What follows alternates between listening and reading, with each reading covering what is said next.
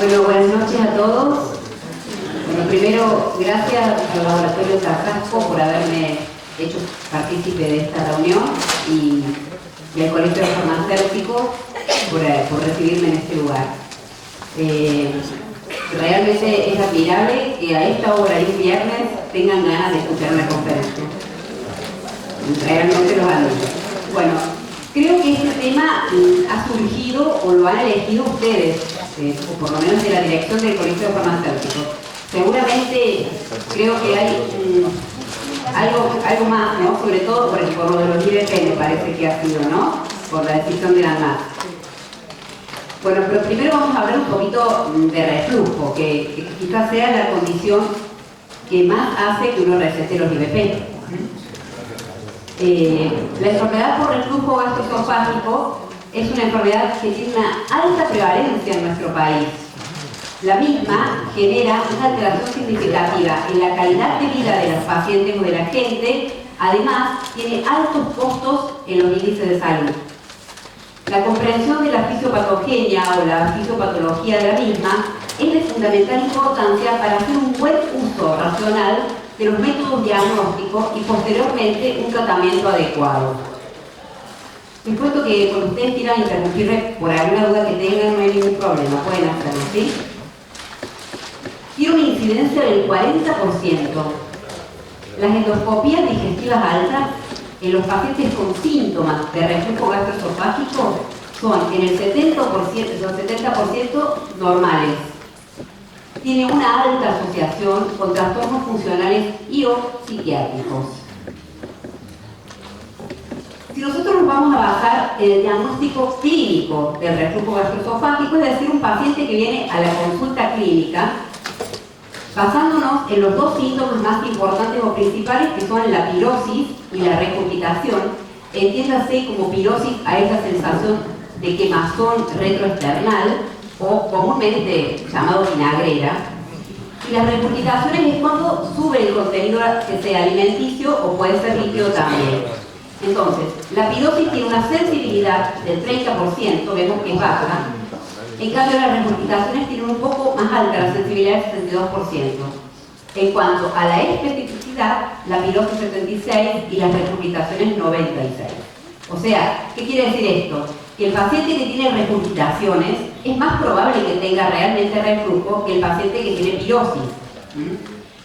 Y después hay otra opción, que es hacer un tratamiento empírico con IBP, que tiene una sensibilidad del 78%, pero una baja especificidad del 54%.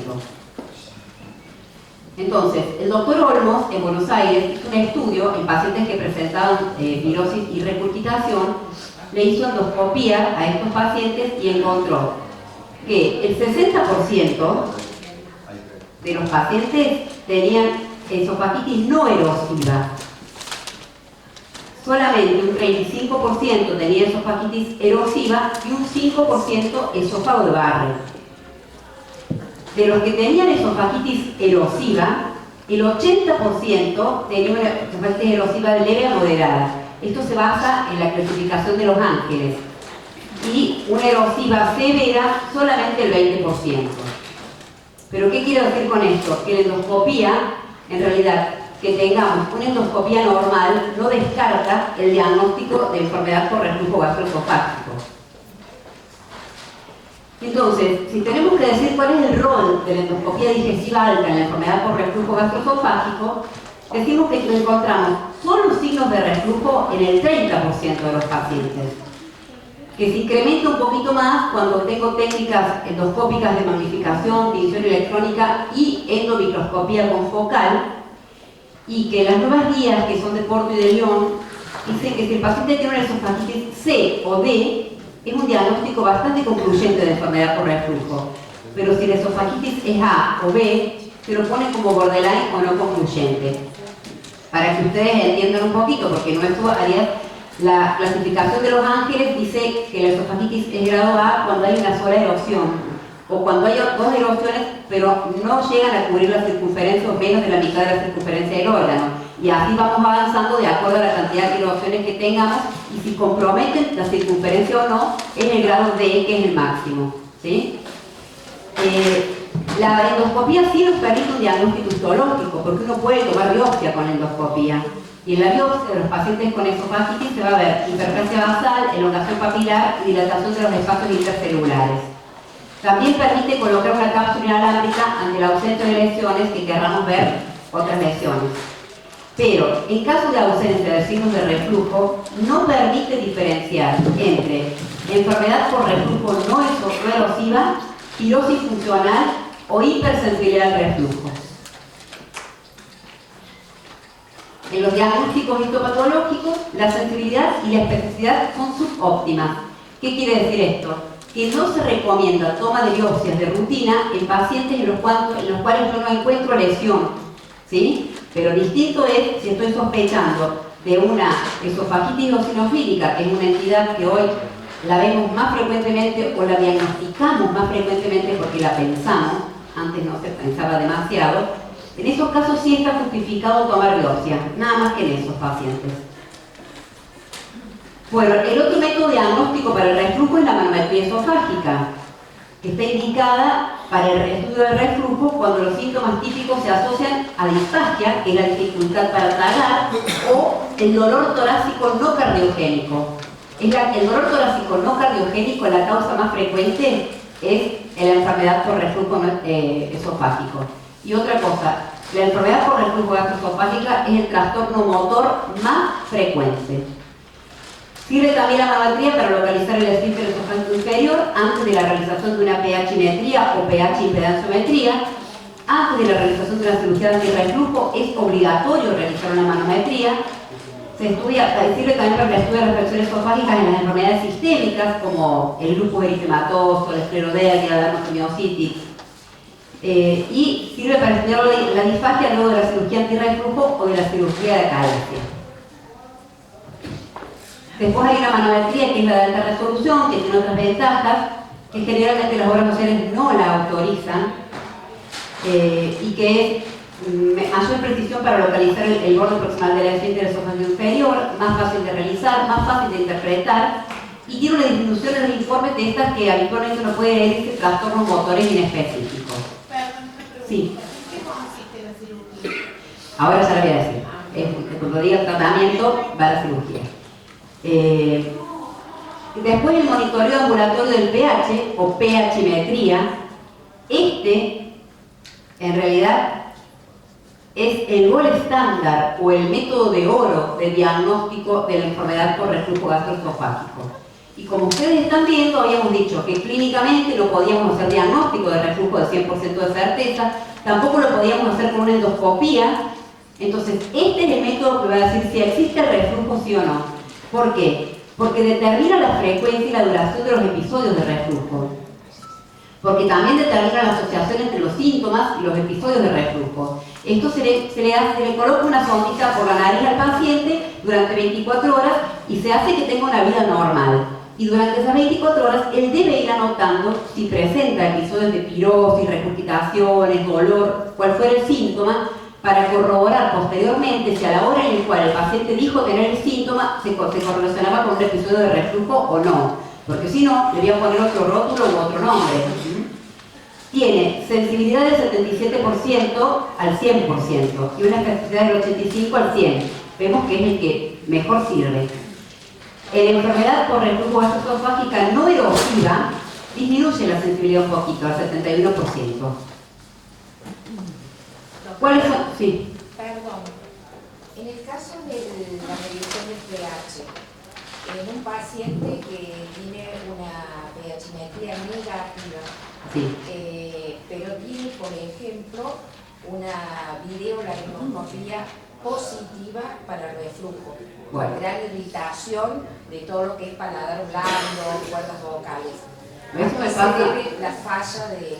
Eso me pasa frecuentemente. No es falla del método. La pH-metría no falla. Lo que pasa es que muchas de estas laringitis o faringitis, ya vamos a ver que hay manifestaciones extradigestivas que pueden ser estas, pero que generalmente la pH-metría es positiva. Si no, tengo que pensar que tiene no un reflujo gastroesofágico, sino un reflujo más arriba, pero generalmente La manometría hace el diagnóstico, la impedanciometría, es más, no la pH, la impedancioPH, porque es la que me puede diferenciar los episodios de reflujo ácido del reflujo alcalino. Me refiero a la impedancia. La impedancioPH-metría sí, pero tiene una alta sensibilidad y especificidad. Yo no he visto falsos negativos, salvo que los pacientes que tengan pirosis funcional o que tengan una hipersensibilidad al reflujo, pero son otras entidades que tienen otro tratamiento.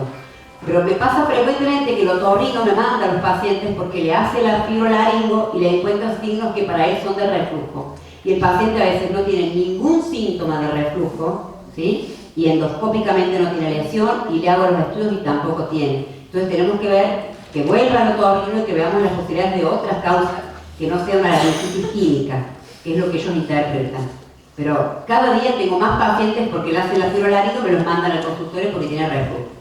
Y en realidad no es así. Ya les voy a mostrar unas diapos que vean, para que vean la asociación. ¿Cuáles son las indicaciones de la impedancioPH cuando tenemos refractariedad al tratamiento con los inhibidores de la bomba de protones? Cuando tenemos que evaluar síntomas extraesofágicos en los que haya duda en cuanto a su relación con el reflujo. Por eso digo que realmente tiene una alta sensibilidad y especificidad. Y pacientes que serán sometidos a cirugía antirreflujo, ¿sí? Bueno, este es el consenso de Montreal, que es viejo, pero todavía tiene vigencia. ¿Y que qué me dice? Que la enfermedad por reflujo gastroesofágica es una condición que se desarrolla cuando el reflujo del contenido gástrico causa síntomas que son molestos o complicaciones. Entonces podemos tener síndromes esofágicos o extraesofágicos. En cuanto a los esofágicos podemos tener los síntomas comunes, que son el reflujo típico y el dolor torácico no cardiogénico, y después los síndromes con lesión o injuria, que acá están las esofagitis, la estenosis esofágica, el esófago de Barrett, hasta llegar al adenocarcinoma. Por eso es importante el diagnóstico de si realmente es un paciente que tiene reflujo gastroesofágico o no. Y después, acá es lo que yo me estabas preguntando. Acá hay condiciones que están totalmente ya establecidas. Y hay condiciones que pueden ser propuestas. Las que ya saben que están asociadas con el reflujo es la tos crónica, la laringitis, el síndrome de la laringitis crónica, el asma bronquial y la erosión dental, ¿sí? Y hay otras entidades que podrían estar en relación, que son faringitis, la sinusitis, la fibrosis pulmonar idiopática y la otitis recurrente. Fíjense todas las entidades. Estas son las manifestaciones extradigestivas. Pero estos pacientes van a tener una pH impedanciometría positiva, salvo que el estudio no estuviera bien interpretado, que el estudio no estuviera bien hecho, que el paciente no relatara los síntomas como corresponden. Bueno, puede tener ese sesgo también, ¿no? Bueno, y si vamos a diagnosticar el reflujo, entonces dijimos que si lo hacíamos solamente con los síntomas, teníamos esta sensibilidad y esta especificidad. Que se hacía el tratamiento empírico, que es el test con los inhibidores de la bomba, que le doy al paciente doble dosis durante 8 semanas y veo cuál es la respuesta, tiene una sensibilidad un poquitito más alta que los síntomas, pero la especificidad es mucho menor. La endoscopía, fíjense la sensibilidad que tiene, muy bajita. Ahora, si yo encuentro lesión, tiene el 100% de especificidad. Si yo hago una endoscopía y encuentro una esofagitis erosiva, sobre todo si es D o C, 100% puedo aseverar que el paciente tiene reflujo. Ni les digo si encuentro un esófago de Barrett, que vamos a ver que el paciente se ve en la endoscopía como unas lengüetas, como si viniera el esófago habitualmente es un color nacarado o rosita, y cuando entra la mucosa gástrica uno ve que es bien roja. Si habitualmente veo que suben como unas llamaditas de fuego para el esófago, que son más rojitas, eso es mucosa ectópica, entonces ahí puedo decir que tengo lengüetas. Y si tomo biopsias y es un Barrett, obviamente que tiene reflujo, no existe otra condición para eso. Por eso digo que cuando se encuentra la lesión, tiene 100% de especificidad. Y fíjense, la pH-metría, la sensibilidad 90% y la especificidad 100%. Por eso digo que hay pocas dudas si yo hago... Lo que pasa es que no todos los pacientes que tienen signos de laringitis química y me los deriva el otorrino, yo los voy a mandar a hacer una pH-metría, salvo que no respondan o que sean pacientes que a veces me pasa, que termino estudiándolos completos y tiene alguna pirosis funcional y que su tratamiento no tiene nada que ver con esto. Entonces acá vienen los fenotipos, ¿sí? ¿Y qué valoro yo acá? El tiempo de exposición al ácido en la pH-metría. El reflujo patológico tiene un tiempo de exposición al ácido mayor al 6%, pero después tenemos un esófago hipersensible y la pirosis funcional en el cual el tiempo de exposición al ácido va a ser menor al 4%. Por eso digo, el paciente que tiene reflujo en la impedancia de pH-metría tiene positivo el estudio. Es raro que tenga. Si tuviera lo demás, tengo que pensar en estas otras dos entidades, o una pirosis funcional o un esófago hipersensible. El tratamiento no tiene absolutamente nada que ver. O que pueden estar asociadas estas dos también con reflujo. Una no descarta la otra. Acá vemos la exposición al ácido, ¿sí? Vemos que el paciente que tiene una esofagitis erosiva o una esofagitis no erosiva se relaciona con la exposición al ácido, mientras que la hipersensibilidad esofágica se relaciona con la hipersensibilidad del reflujo o con la pirosis funcional. Esto tiene un trastorno a nivel neurotransmisores, a nivel psiquiátrico, a nivel neuromoduladores y lo demás. Entonces hay un nuevo aspecto sintomático de Roma 4 que dice que la hipersensibilidad por reflujo versus la pirosis funcional, en este hay más pirosis y dolor retroesternal, en este es por este tipo quemazón. Las endoscopías con las biopsias acá son normales, la endoscopía normal también. Acá el gatillo, ¿cuál es? El reflujo, ¿sí? En cambio acá no hay evidencia de reflujo en el monitoreo ni de trastornos motores. Y este no se excluye si tiene respuesta a la supresión ácida, y este no tiene respuesta a la supresión ácida. O sea, yo le puedo poner inhibidores de la bomba de protones, doble dosis, que no va a responder igual a la pirosis funcional, porque el tratamiento, como dije, es otro. Bueno, acá vemos. La hipersensibilidad por reflujo está activada por las cantidades de reflujo en el rango fisiológico, ¿sí? Y mientras que la pirosis funcional tiene una sensibilidad central o periférica como principal mecanismo. Entonces, la terapia es totalmente distinta, pero puede coexistir con reflujo cualquiera de las dos. No descartan. Bueno, y acá vienen las manifestaciones extraesofágicas. Entonces, hallazgos de eritema y edema son frecuentemente utilizados para el diagnóstico de laringitis química. Y se realizó un estudio prospectivo que muestra que estos hallazgos se pueden encontrar en el 80% de los controles sanos. Entonces, ¿qué quiere decir esto? Que no todos los pacientes que tienen laringitis química tienen enfermedad por reflujo gastroesofágico. Cada vez más me pasa que vienen con diagnóstico del otorrino por laringitis química y le dicen no, es reflujo. Y ya vienen medicados incluso. Entonces, después sacarle ese concepto al paciente es bastante difícil.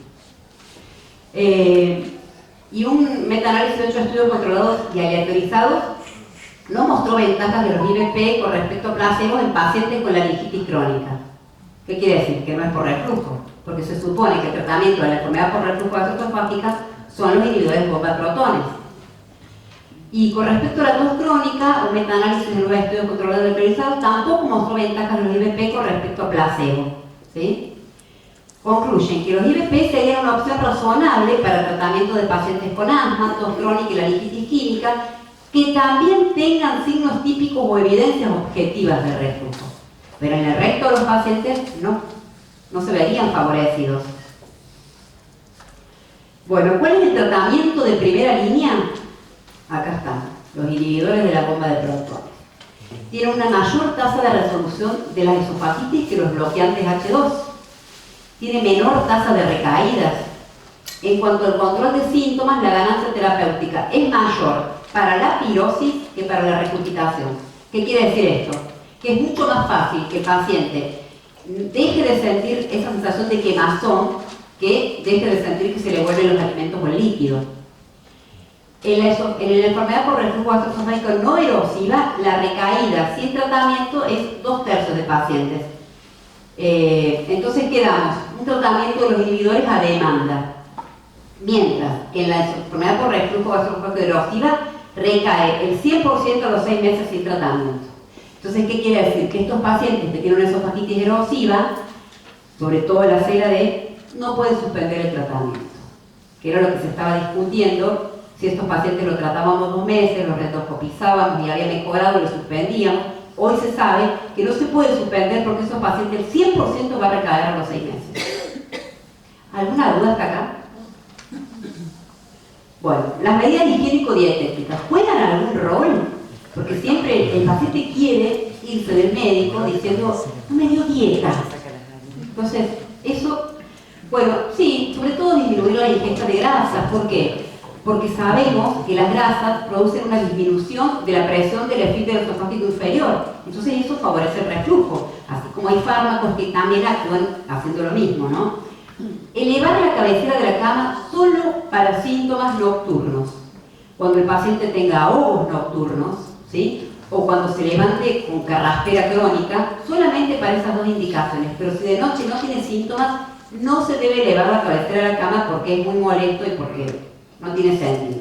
Sí es importante, cuando hay sobrepeso, la reducción de peso, porque vemos que una pequeña reducción del índice de masa corporal de 3,5 kilogramos por metro cuadrado conlleva un 40% de disminución del riesgo de enfermedad por reflujo en mujeres con un índice de masa corporal normal. Ni siquiera estamos hablando de un sobrepeso, pero es importante el descenso de peso. Y el bypass gástrico ha demostrado ser efectivo en la reducción de los síntomas por reflujo. Acá viene la cirugía, ¿sí? Digamos que dentro de los tratamientos sería el último eslabón, ¿sí? O sea, esto es en realidad lo voy a hablar con el paciente y va a depender de muchos factores, sobre todo de la edad del paciente. Si yo tengo un paciente que tiene una hernia de hiatus y que tiene síntomas que son molestos durante todo el día y me va a decir, y doctora, yo voy a tener que tomar esto hasta los 80 años. Entonces, bueno, ahí tengo que plantearme la cirugía o las condiciones que digan, deseo de discontinuar la medicación. El paciente me dice, yo no quiero tomar más nada. Yo tengo que respetar la voluntad del paciente porque yo no tengo derecho a darle lo que quiera si él no está de acuerdo. Entonces le tengo que explicar que existe una posibilidad quirúrgica, ¿sí? O la falta de adherencia al tratamiento, son pacientes que no pueden cumplirlo por costos o por lo que sea. Entonces tengo que darle otra opción. Por la presencia de efectos adversos, por la presencia de una hernia hiatal gigante, o una esofagitis refractaria de tratamiento médico. O aquellos pacientes con reflujo no ácido sintomático documentado por impedancia o pH-metría bajo tratamiento con IVP. Recuerden que el reflujo puede ser ácido, le doy los IVP, pero el reflujo puede ser biliar, sobre todo en los pacientes que están colecistectomizados. Son pacientes que tienen más riesgo de tener reflujo biliar que el resto de la población. Y la bilis no es un ácido, es un álcali. Entonces el tratamiento no son los inhibidores de la bomba de protones, son los quelantes de sales biliares, como el sucralfato, ¿sí? ¿Y cuál es la cirugía que se hace? La fundolificatura laparoscópica. Se hace una cirugía de Nissen. Entonces es como si, yo no soy cirujana, ¿no? Pero es como si le hicieran, lo rotan 360 grados al esófago, ¿sí? Para que por supuesto quede cerrado. Y la única contra que tiene esto es que queda con imposibilidad de eructar. Que puede ser molesto o no, pero uno le tiene que avisar al paciente que esa es la consecuencia que va a tener, ¿sí? Los pacientes que tienen síntomas típicos de respuesta, de reflujo, tienen buena respuesta al tratamiento con IVP y pH-metría con índices y síntomas positivos, son los que mejor respuesta tienen al tratamiento quirúrgico. Lo contrario de lo que uno pensaría, porque si lo mando a operar porque no responde a la medicación. No, en esos pacientes pensemos en la entidad pirosis funcional o esófago hipersensible, ¿sí? En los obesos mórbidos, la cirugía para obesidad es efectiva en el manejo de la enfermedad por reflujo. Bueno, ¿cuáles son las conclusiones? Que es una enfermedad altamente prevalente, que tenemos que hacer un uso adecuado de los métodos diagnósticos para permitir categorizar a los pacientes correctamente y darle el tratamiento correcto. Hay que descartar patologías diferentes de la enfermedad por reflujo, como estos que dije, la pirosis funcional y el esófago hipersensible, orientar a la terapéutica más oportuna para cada situación, logrando un uso racional del tratamiento con inhibidores de la bomba de protones. Los mensajes para llevar a su casa es que el 10 al 40% de pacientes con síntomas típicos no responden a los inhibidores. Estos pacientes son los que van a requerir estudios un poquito más importantes, de la endoscopía, la pHimetría, ¿sí? Ya que tenemos que hacer diagnóstico con las otras entidades que le había dicho para un correcto abordaje terapéutico, o sea, un correcto tratamiento. Bueno, muchas gracias por la atención. ¿Tienen alguna duda? Porque tengo otra cosa que dar. ¿Están cansados? No, perdón. ¿Tienen dudas con respecto al reflujo? Bueno. Entonces ahora viene, que creo que es el tema que a ustedes les puede llegar a interesar un poco más. ¿Qué son estos? Los inhibidores de la bomba de protones, que ustedes los manejan tan bien como yo, ¿sí? Y que ahora con esta nueva resolución de la ANMAT, porque en un primer momento la ANMAT decidió que iban a ser de venta libre los que fueran menores a 40 miligramos. Entonces, bueno, uno decía, el omeprazol entró dentro y el rabeprazol son los de 20 miligramos, que eran, digamos, la dosis normal, 20 miligramos. En cambio, los otros eran media dosis. Entonces uno decía, bueno, ya se vendía. Ustedes están de acuerdo y lo saben, que el omeprazol era de venta libre, incluso había pantoprazol de 20 venta libre, bueno. Pero ya ahora, la decisión de la ANMAT fue un poquito más lejos. Y fue decir, saco y pongo de venta libre a los de 40 miligramos, ¿no? Con la consecuencia que esto lleva.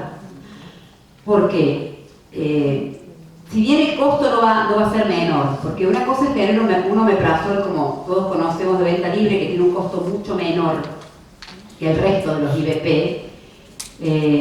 Esto creo que ahora al ser de venta libre, el precio va a ser exactamente igual, ¿sí? Llámese un Pantocas, un Sinulcus, de 40 miligramos, no porque sea de venta libre, no creo que vaya a bajar el precio. El precio va a ser el mismo. La diferencia es que el paciente va a ir a comprarlo sin receta y se lo van a tener que dar. Esa es la diferencia. Pero está aumentando la incidencia a nivel mundial y también en Argentina del cáncer gástrico y del cáncer esofágico. Y sabemos que muchas veces los primeros síntomas de estos dos cánceres pueden ser estos síntomas de pirosis, de acidez, ¿sí? Entonces, si el paciente se automedica, vamos a estar quizás ocultando la patología y nos vamos a encontrar cuando ya estemos demasiado tarde.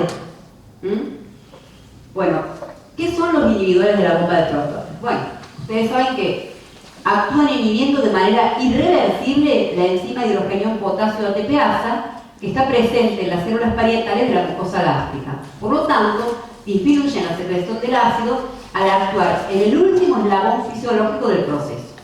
Por eso son mejores que los bloqueantes H2, porque estos van a actuar en el último lugar, ¿sí? Y son profármacos que requieren de un medio ácido para activarse. La vida media del fármaco es muy corta, es de 1 a 2 horas, pero su efecto es más prolongado debido a que la inhibición irreversible requiere de la síntesis de nuevas bombas de protones para reanudar la secreción ácida. Y eso ocurre aproximadamente después de las 12, 18 horas. Por eso es que tampoco tiene un efecto de 24 horas. La máxima supresión ácida se alcanza en promedio a los 3 días de tratamiento. Por eso a veces yo veo que hay gente que dice, no, tenía acidez, me tomé y listo, ya está, bárbaro. Bueno, si le hizo bien, perfecto, pero fue más placebo que otra cosa. Son moléculas benzimidazólicas en su estructura. Esto es la foto por todos conocido.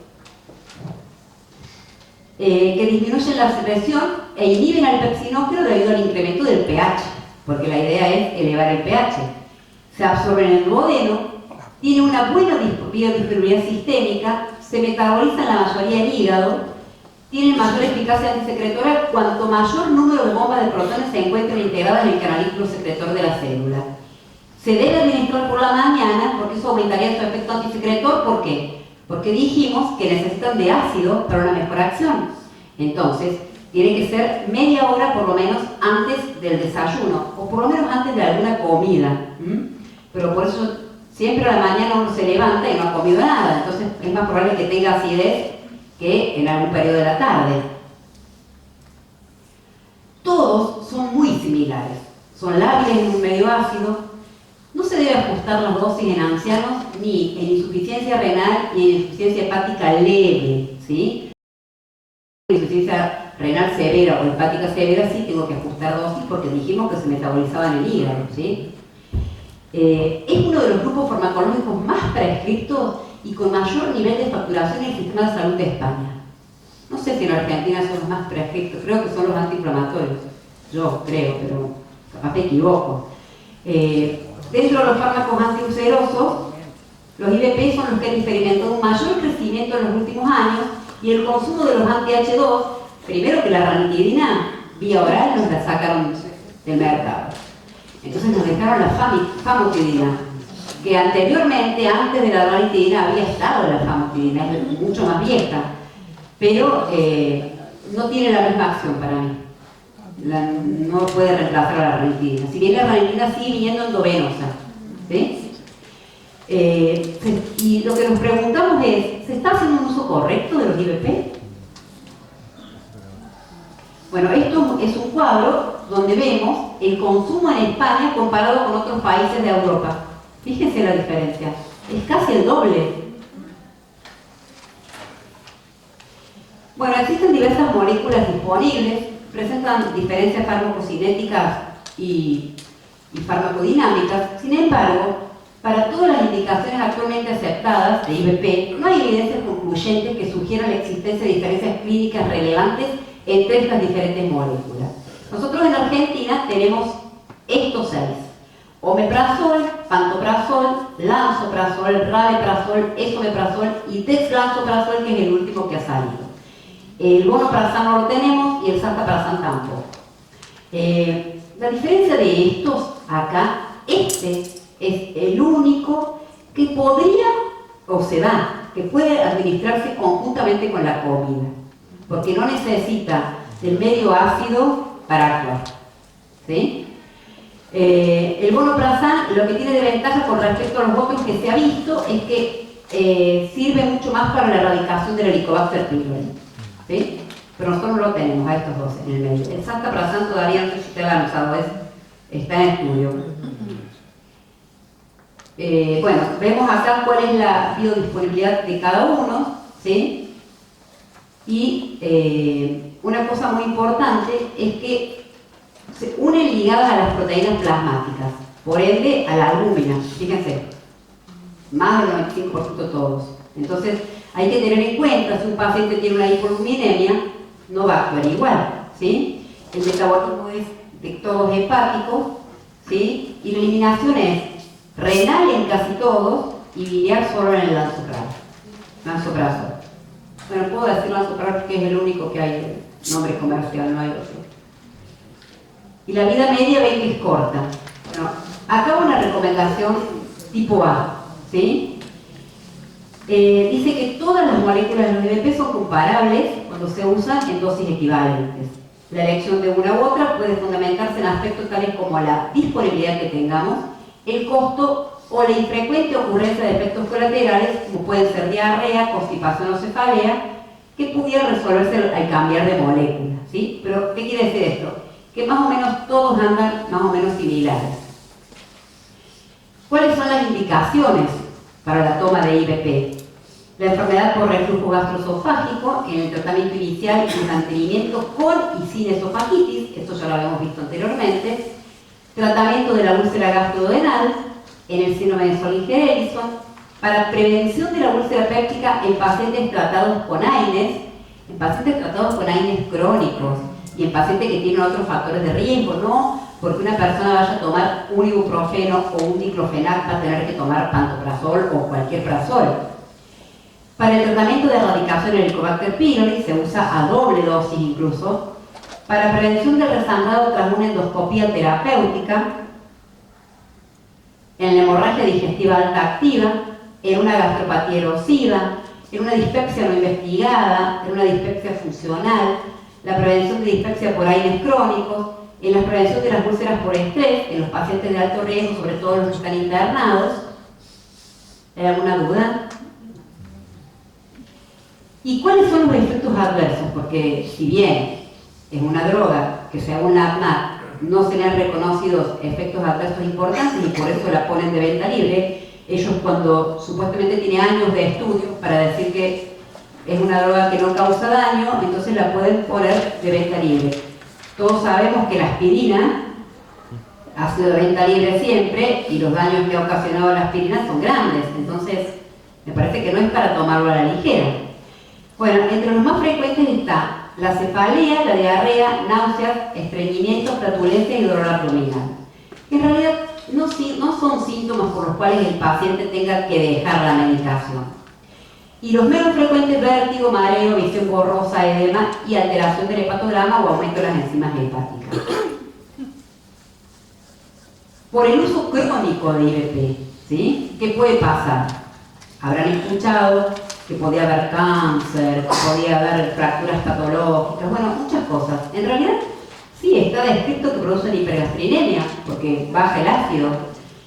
Y la aparición de pólipos de glándulas fúngicas, eso es lo más frecuente que yo he visto. Pero son pólipos totalmente benignos, que nunca malignizan, no tienen absolutamente nada que ver con los pólipos del colon, ¿sí? Que tienen otra estirpe histológico.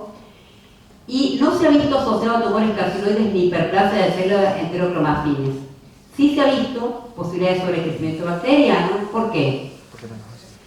Porque habitualmente cuando uno ingiere bacterias en los alimentos, en el agua, en pequeñas cantidades, en el medio ácido se destruyen. Cuando yo tengo inhibido el ácido, ¿qué hacen? Proliferan y colonizan el intestino. Entonces sí se ha visto sobrecrecimientos bacterianos, sí. Y sobre todo de este bichito, mayor riesgo del Clostridium difficile, ¿sí? Y también se ha visto mayor riesgo de infecciones pulmonares en los pacientes que están consumiendo crónicamente los IBP. Esto del déficit de algunos nutrientes está descrito el déficit de la vitamina B12 sobre todo. Y la disminución de la absorción de calcio no está comprobada ni demostrada. No se ha demostrado que haya habido en los pacientes tratados crónicamente más riesgo de fracturas que en el resto.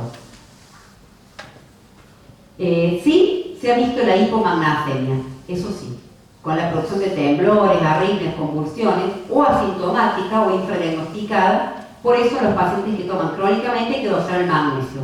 Y por eso algún laboratorio sacó un pantoprazol con magnesio. ¿Ven?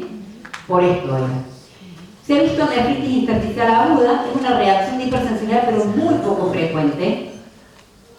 Y la hipersecreción ácido de rebote, está controvertido esto, porque a veces me pasa que la gente dice, no, doctor, yo no los puedo dejar porque los dejo y tengo acidez. Y bueno, sí, probablemente, porque usted tenía inhibida la bomba todo el tiempo, entonces cuando la libera ya no estaba acostumbrado al ácido que habitualmente estamos acostumbrados a manejar. Entonces hay que dar un poquito de tiempo y tolerarlo, por ahí discontinuar de una manera más lenta, no sacarlo de golpe, sino bajar dosis o empezar día por medio para no sacarlo de golpe, pero no dejar un fármaco cuando no tiene indicación, ¿sí? Aunque la relación riesgo-beneficio de los IBP es favorable, no son drogas inocuas y pueden plantear problemas de seguridad a largo plazo. Esto a veces no lo tienen en cuenta cuando recetan IBP, y es que me va a alterar el pH gástrico. Y recuerden que hay un montón de medicamentos que dependen del ácido para poder absorberse. Entonces, va a interactuar con el ketoconazol, el itraconazol, la vitamina B12, el calcio, los antirretrovirales, ¿sí? Disminuyen la absorción de estos fármacos y también de la levotiroxina. Por eso es que yo el otro día hablando con el endocrinólogo le decía, no, porque yo prefiero les hago que se levanten, tomen la levotiroxina, más o menos pasa como 1 hora. No, me dijo, 3 horas tienen que pasar. Entonces dije, pobre gente, porque ¿cómo hace? Entonces, eso hay que cuestionárselo y decir, bueno, ¿le podré decir que lo tome antes de la cena? Y probablemente sí. Son los 2 horarios en los cuales uno lo da. En ayunas y antes de la cena. Entonces, a estos pacientes, hay gente que me dice, no, porque yo me levanto a las 4 y tomo la levotiroxina. Bueno, para ese paciente no voy a tener problema. Pero con el que se levanta medio jugado, no puedo hacer que encima tenga que esperar 3 horas para tomar otro medicamento y después media hora más para desayunar, ¿sí? En cambio, con la digoxina, con la furosemida, con el ácido tetraciclínico y la nifedipina, aumenta la absorción de estos fármacos porque tenemos un pH gástrico alto, ¿sí? Y después, la otra interacción está dada por el citocromo P450, ¿sí?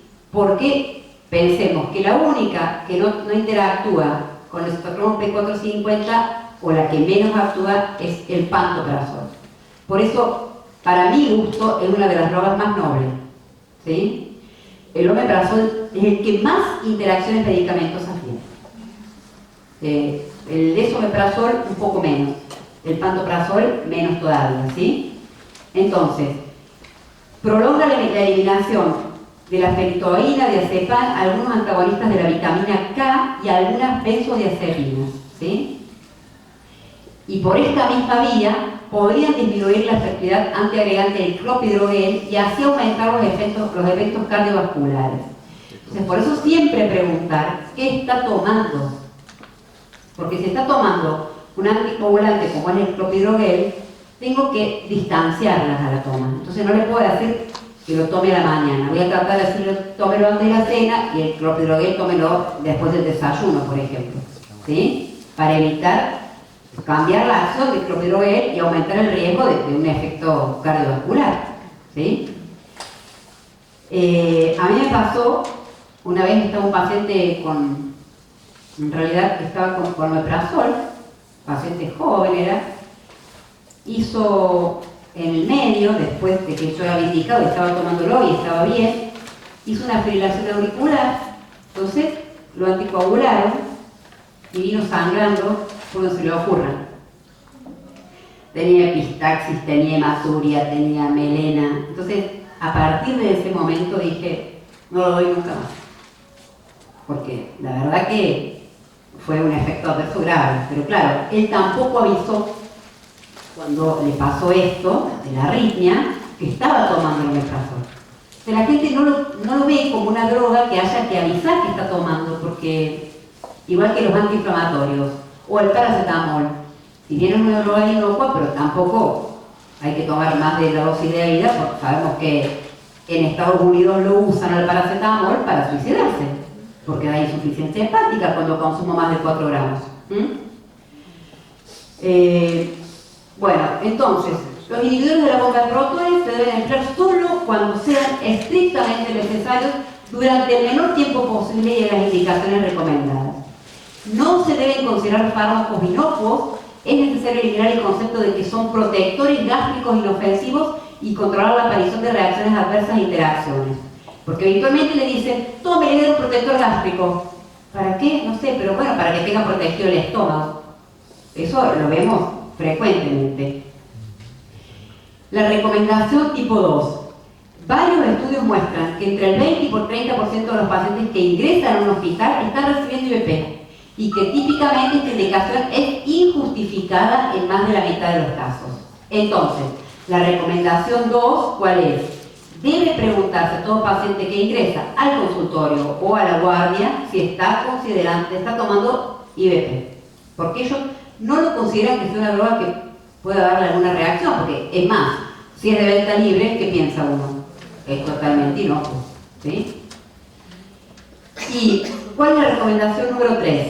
Que siempre que sea posible la administración de los inhibidores deben realizarse por vía oral o enteral. La vía intravenosa solo está justificada en pacientes con indicación cuando tienen dieta nada por boca, como puede ser en las 12 horas siguientes a una endoscopia terapéutica o que haya demostrado una lesión con estigma de alto riesgo, ¿sí? O sea que la vía oral es la mejor vía de absorción incluso. ¿Cuál es el uso no sugerido de inhibidores de bomba de protones según la FDA? Que pacientes que estén con corticosteroides sin tratamiento concomitante con AINE. Ahora, si están con los dos, con un antiinflamatorio esteroide y con el corticoide, tengo que proteger. Pero si solamente toma corticoide no haría falta. Para prevenir el sangrado por gastropatía hipertensiva en pacientes cirróticos, porque sabemos que el mecanismo no es por ácido ni mucho menos. En las pancreatitis aguda, en las profilaxis de úlceras por estrés en pacientes hospitalizados no críticos que no tienen un alto riesgo de formación de úlceras y sangrado gastrointestinal. Bueno, muchas gracias.